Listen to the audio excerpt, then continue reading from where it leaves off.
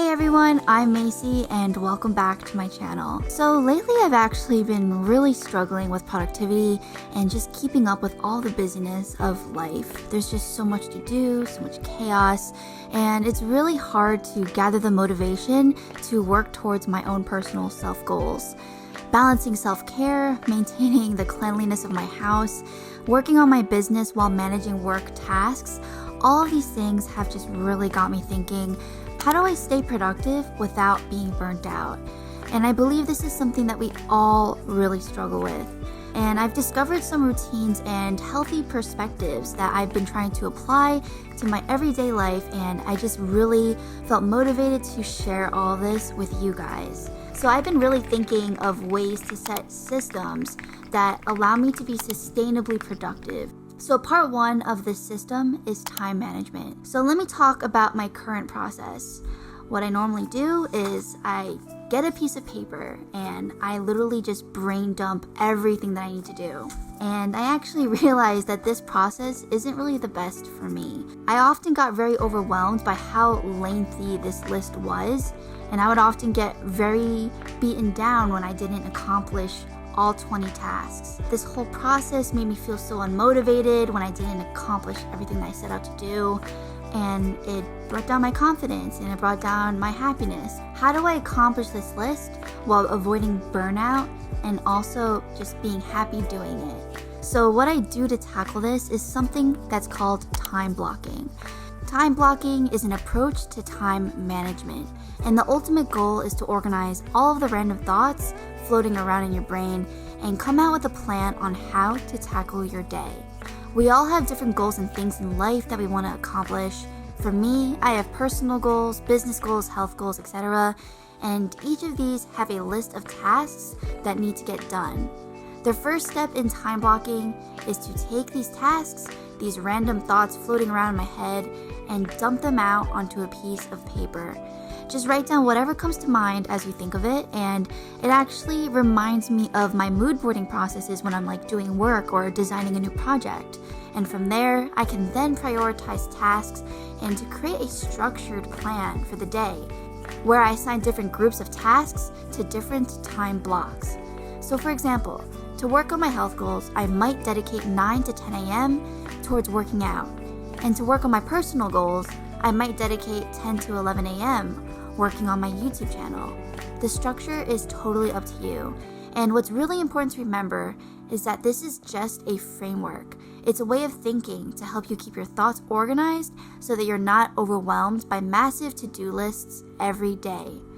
So not only is this a structured approach, because you're literally carving out times of your day to different tasks, but it's also smart because you had already prioritized those tasks right before.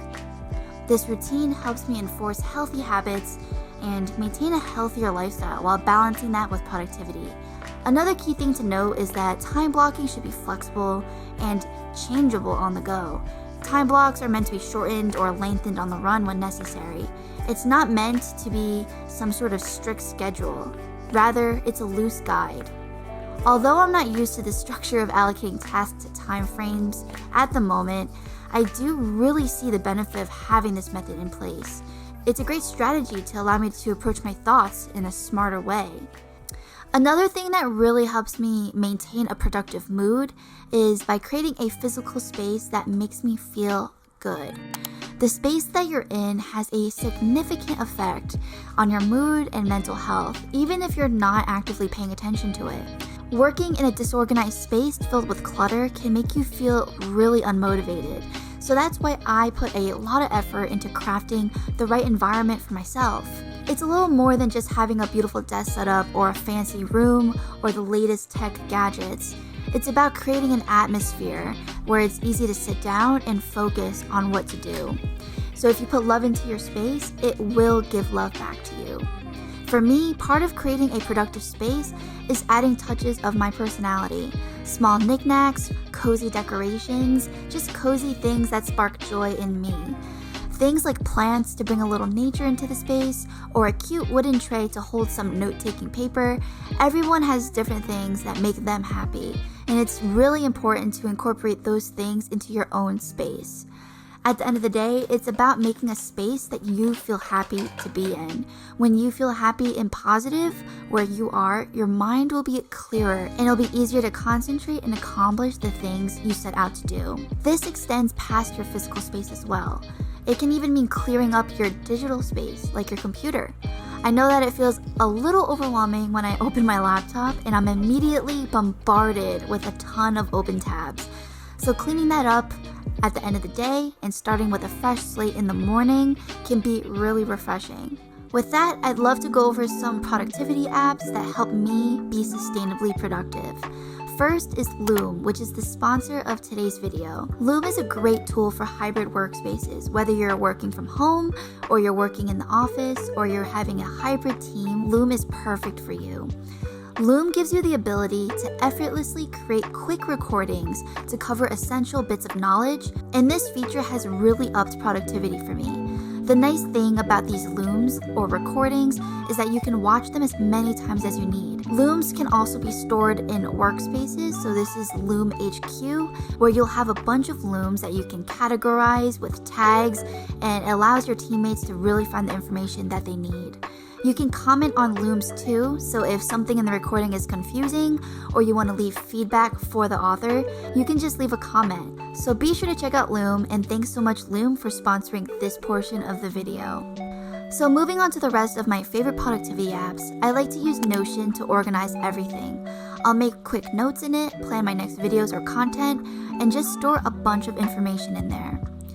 Another app I like to use is called Structured. I actually love Structured for time blocking. I love physically writing things, but sometimes it's just really convenient to be able to just make a plan and be able to refer to it throughout the day without having to carry around a piece of paper. For more general reminders and keeping track of longer to-dos, I like to use the app Things. I think the way that they structured the UI just makes it so satisfying to use. Lastly, for mood boarding, my long-term projects, I use Milanote.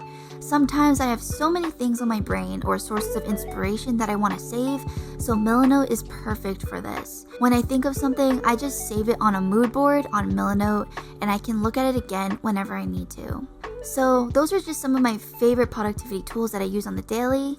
I just want to take some time now to talk about my mentality around being and staying productive. So part 3 are healthy daily reminders, because it's definitely really important to tell yourself things intentionally, because we don't just magically wake up the next day having everything figured out. So some of the daily reminders that I tell myself are, number 1, focus on the positives.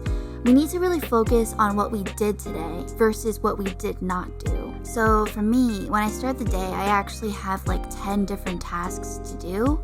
And at the end of the day, I only have completed 1. And this happens pretty often for me. I used to really beat myself over this and get so overwhelmed, and it just created this positive feedback loop where I just end up doing nothing for the rest of the week because I'm just so hung up over the fact that I didn't do anything with my time. And I think lately I've been trying to reverse this mentality, and instead of focusing on the 9 things that I didn't do, I am proud that I did do that 1 thing in my to-do list. The second thing that I tell myself every day is that I must dedicate time for myself, because I think that that's something I've been really struggling with lately. I just don't carve out time for myself as if it's not important. But, you know, in the long run, it's actually really important. It's probably the most important thing, to dedicate time for self-care, for doing things that make you happy, that allow you to reset your mind and your mental health. Just practicing this healthy self-care lifestyle is something that gets neglected or overlooked. And I think that constantly telling myself this daily reminder that I must put these me times in my time blocking schedule, I think that's something I really need to improve on, and it's something that will really help me in the long run. Overall, I am a huge advocate that a productive life what does that mean? It's a life with a healthy, balanced lifestyle. Craft a strategy around how you will tackle your days, and make sure you dedicate some of that time for self-care and relaxation. Put some love into your space, and it'll give love right back to you. Feel happy where you are, and this makes it much easier to be focused and less distracted. And celebrate every win, big or small. When you acknowledge the progress you've made and you reward yourself for it, it boosts your confidence and you're giving love to yourself. And if you don't have love for yourself, you can't give love to others. So make the choices that help you lead a life feeling happy, fulfilled, and connected to the ones that you love. So yeah, that wraps up today's video. I really hope that you enjoyed this one. I tried something new today to make it feel sort of podcasty, and this is my way of trying something new and focusing on the positives, because the positive here is being able to connect with you guys. So yeah, thank you so much for watching this video, and I'll see you in the next one.